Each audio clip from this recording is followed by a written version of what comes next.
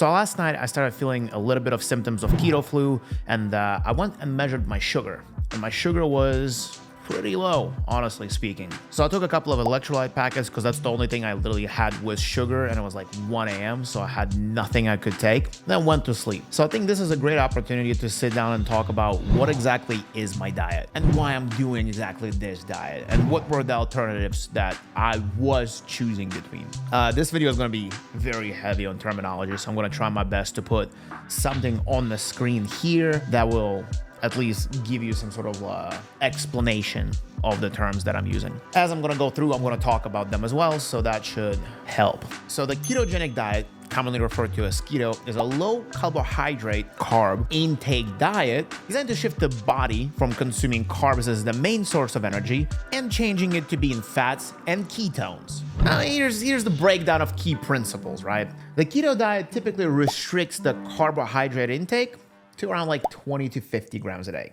Depending on the individual, on the factors and activity level and things of that nature, that number changes, but typically it's within the 20 to 50 gram range, which is significantly lower than the average carb intake in a normal diet. Protein intake is pretty moderate on the keto diet. Now, my personal protein intake is closer to the carnivore diet because I also don't wanna lose too much, muscle that somewhere in here under this fat. Now, if you consume too much protein, here's a funny thing. It can be converted into glucose and used as energy. That process is called, I'm gonna read this one because I don't remember what it's called and there's no way I'm pronouncing this right. Gluconeogenesis, which is potentially going to interfere with ketosis. If you're consuming too much protein, it will interfere with ketosis. Now, I also exercise enough where that's not going to happen. It works, don't question it. The majority of calories in keto and ketogenic diet tend to come from fat intake. So all those comments of people saying blah, blah, blah, you had too much fat. Well, this is my diet. This is what I do. In my diet, majority of my calories, probably like 80% come from fats. Now, while my diet is more restrictive than a typical keto, fats could include like avocado, nuts, seeds, olive oil, coconut oil, things of that nature, fatty fish. I don't really consume any of that. I'm very close to carnivore on this aspect as well. The only things that I consume that are high in fat are a little bit of butter, which I sometimes cook my omelets on. I have avocado oil that I also cook on. I don't just, take spoons of avocado oil. I definitely consume fatty fish. I'm absolutely not eating nuts right now because, well, here's the thing. The reason I gained fat at a certain point after I lost it is I went vegan for a little bit and I held my weight fairly decent, but my biggest issue was nuts. And it's a calorie nuke. They're great, but I have zero self-control when it comes to those things. So whenever I have nuts in my vicinity, I will just snack on them. I can casually consume 2,000 calories of like cashews and not even notice that I just, ate like a pound of nuts, which is fairly questionable. Now, again, what I've explained, by drastically reducing carb intake, you're going to end up in ketosis, and that's why this is a keto diet, because you increase your ketones that are free floating in your blood. And when you reduce the intake of carbohydrates, what it does to your body is that it forces it into a mode where you have to burn all the stored fat that's in there, and that produces ketones in your liver. And that's the metabolic state known as ketosis. And then after that, ketones are used by your brain and your body to use as an alternative energy source. Simple as that. Amongst other things, I think we should discuss what exactly is keto flu. And the keto flu itself is just a reference to a bunch of different symptoms that you could have a collection of or a single one while you're going into ketosis. The symptoms of this thing typically occur within the first couple of days to a couple of weeks as you're going into ketosis. So I was going into ketosis fairly slowly increasing exercise. And the reason I started experiencing these symptoms, as you saw in the last couple of videos, I have drastically increased my exercise. And the problem was that I did not account for the fact that while I'm increasing my exercise and I'm not increasing my calorie intake, my deficit is going to be higher. I'm going to be burning more fat, and hence my body will need to adapt and produce more ketones. And I just had way more of that because my body basically completely depleted all of the remaining glucose that was free circulating in my blood. This basically happens because your body is adapting to burning fats instead of carbs for energy, like it usually does when we're eating like a normal, typical human diet. Some of the symptoms include, I'm gonna read off the list: fatigue, headache, nausea, dizziness, brain fog, muscle cramps, irritability, amongst other things, right? what I was experiencing is fatigue, which I attributed to, just doing a lot of exercise. I think it's a fair attribution. A headache, that was pretty bad. Nausea, again, attributed that to just exercises. Brain fog, for sure. I got on the call with a couple of my friends, and as far as brain fog goes, they were like, they didn't even know what the hell is going on. I didn't know what was happening, so everybody was a little bit concerned. Then muscle cramps. I didn't have any muscle cramps, but I was close to getting a cramp a couple of days ago, and I know for a fact that was a question of electrolytes. And as far as irritability, yeah, I was very irritated for a couple of days. Like genuinely, like the littlest thing, I would just start losing it. Let's talk about the reasons for each one of the ones that I've experienced. Now, feeling fatigued is generally attributed to your body getting adjusted to burning fats instead of carbs and adjusting to using ketones as primarily source of fuel. So this term I'm using, ketones. What are ketones? Ketones are just like little fatty acids that are produced by your liver during the periods of low carb intake or fasting. People fast all the time. They serve as an alternative version of fuel that humans can use to, do day-to-day activities, plus exercise, plus do whatever you actually need to do. Typically what happens is prolonged exercise, prolonged fasting, or a high ketogenic diet, aka what I'm doing, tend to increase ketones. So if you go and do a marathon, most likely you're gonna have a high level of ketones in your bloodstream, which you're gonna go and recarb after that most of the time, and the ketones are gonna drop because now you have an increased amount of carbs, increased amount of sugar, things of that nature that you can actually dissect into an easier energy source. Ketones are an alternative fuel when we don't have access to that. Now, going back to the symptoms, right? Headaches. I think my headaches came from the question of one, sugar dropping. That tends to have direct correlation with headaches. But two, there was a little bit of dehydration because I wasn't super on top of making sure I drink at least a gallon of water a day, which also causes electrolyte imbalance because most of the time I drink water, I also put electrolyte salts in there. And they are typically things like these. So this one has 1,000 milligrams of sodium, 200 milligrams of potassium, and 60 milligrams of magnesium. Just a bunch of salts that allow your brain to function better.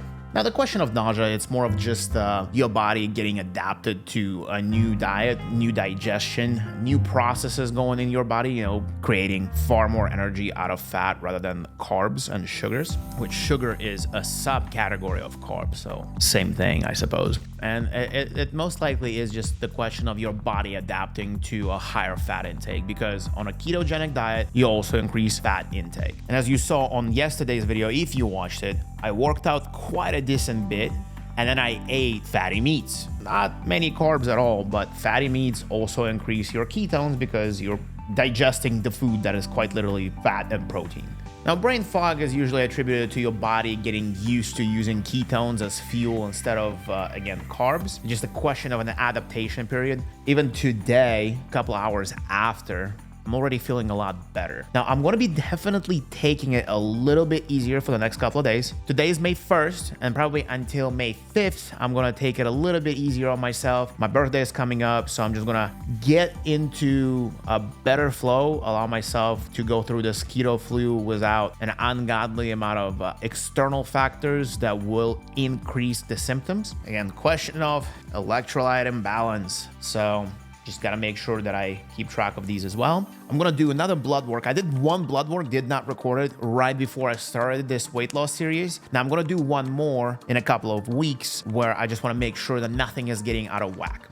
Have a little bit of salt. You gotta stay hydrated, And now a question of irritability. A lot of the time, again, changes in sugar levels tend to cause people they can go all the way to depression. I just went through a little bit of mood swings, feeling grateful, feeling happy, feeling sad, feeling down. I'm pretty good now, but when the sugar dropped, I was like, I am going to die. So, and it is also important to note that if any, but not everyone is going to be experiencing the same symptoms if you're doing the same diet. Now, I'm just showing this for everybody as far as like what I'm doing. You need to make sure that whenever you do your own thing, if you decide to do anything like this, talk to the doctors, make sure that you doing something that's right for your body. I've done this journey or a similar one a couple of times already, and I know what works, what doesn't. Plus I also have a team of doctors, and I do DEXA scans, I do blood work. I need to make sure that everything is on top. I need to make sure that everything is done in a healthier way, even if it's not the healthiest thing that I could potentially do. But again, I am the type of person that needs results really fast. That's why a ketogenic diet is a thing that works for me, because I personally would be losing far more fat if I'm on a good calorie restriction, good exercise, and I'm not just eating garbage, or not even just garbage, if I'm not eating anything that would take me out of ketosis. To avoid the symptoms of, keto diet, a good way would be to stay hydrated. Make sure that your electrolytes are good. And as you are decreasing the carb intake, do it gradually rather than like cold turkey cut it out, because that drop in sugar is going to be progressively slower versus the one that I did. And obviously, if the symptoms continue, make sure to go see a doctor. Like, don't just, I'm going to wait it out that beat. It's not a good idea. Now that we've talked about the negative downsides that I've experienced last night and today, now among some of the benefits of keto diet, such as weight loss, I personally feel a lot more energy on a ketogenic diet after the first 2 to 3 week period of time that it takes me to get adjusted to that. Benefits also include improved blood sugar levels, enhanced mental clarity and focus, and just overall better health markers. Typically, this diet includes avocados, nuts, meat, poultry, eggs, fish, non-starchy vegetables like broccoli and leafy greens, cauliflower, things of that nature. Full-fat dairy, some seeds, healthy oils, and low-carb fruits and berries. Now, once again, my diet is a little different. It's very close to carnivore because I basically consume none of that, and I theoretically could.